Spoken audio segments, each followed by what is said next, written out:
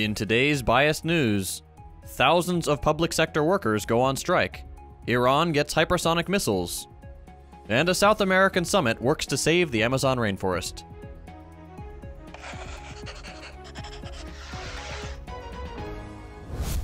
Strike action continues in the US as, for the first time in more than 40 years, over 11,000 workers in Los Angeles staged a strike walkout on Tuesday. The SEIU Local 721 union, representing nearly 100,000 public sector workers in Southern California, voted in favor of the strike action following what was termed, quote, repeated labor law violations by Los Angeles city management. Workers are being made to fill responsibilities that should instead be diverted to other salaried employees, as hundreds of job vacancies remain unfilled due to cost-saving measures. Striking workers include those in the city's port, at the sanitation department, and airport workers, among others. One union rep stated, "Every single one of our workers in the city is a frontline public sector worker that's out there serving the public every day. A lot of it goes unnoticed, but on Tuesday, we're going to make sure everybody notices." Other actions that have taken place across the nation include the actors and writers strike, as well as a hotel workers union staging rolling strikes since July.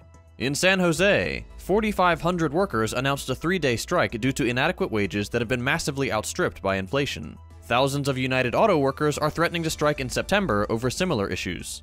The recent Teamster strike by hundreds of thousands of UPS workers managed to force UPS to deliver a new contract, which is currently awaiting approval from union membership.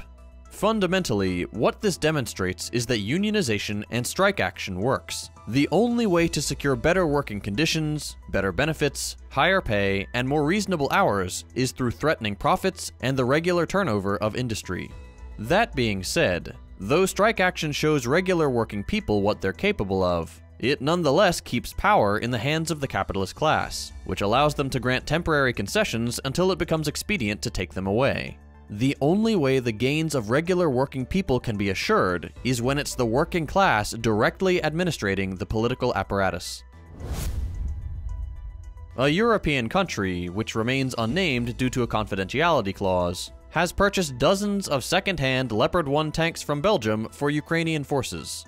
The situation underscores the predicament faced by Western governments seeking arms for Ukraine. Weapons they had deemed obsolete are now in high demand, and often owned by private entities.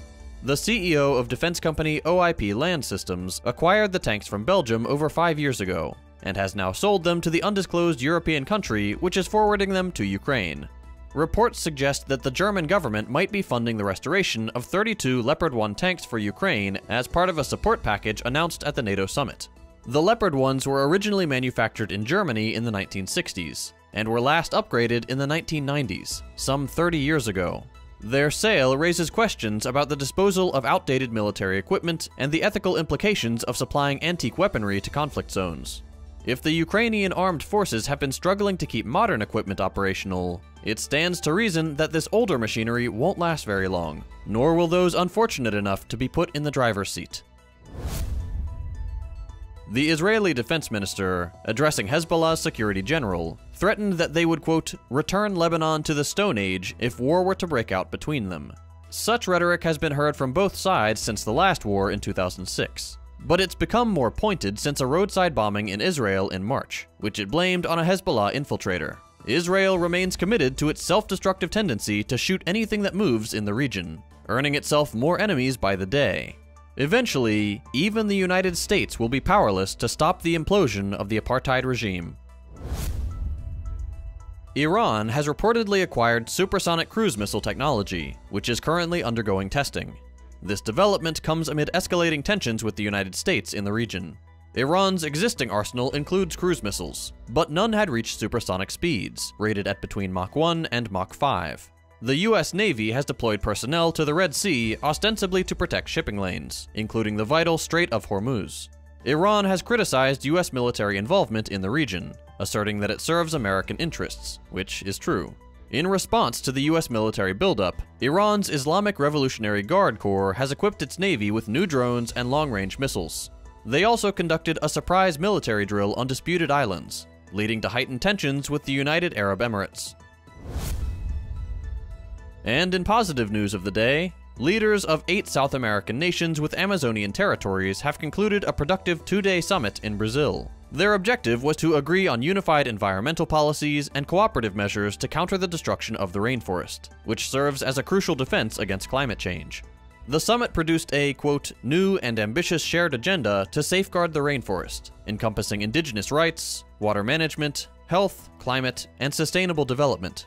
The Belém Declaration established an alliance against forest destruction and introduced a scientific body to provide authoritative reports on Amazon rainforest science.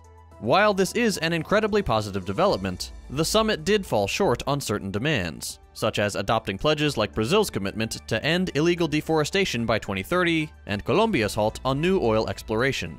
Still, in the face of the destruction of one of our most vital carbon sinks, this is a tremendously important beginning. That's all for today. We'll be back day after tomorrow with more news. If you'd like to see longer episodes with more in-depth analysis, consider becoming a patron so we can grow and expand.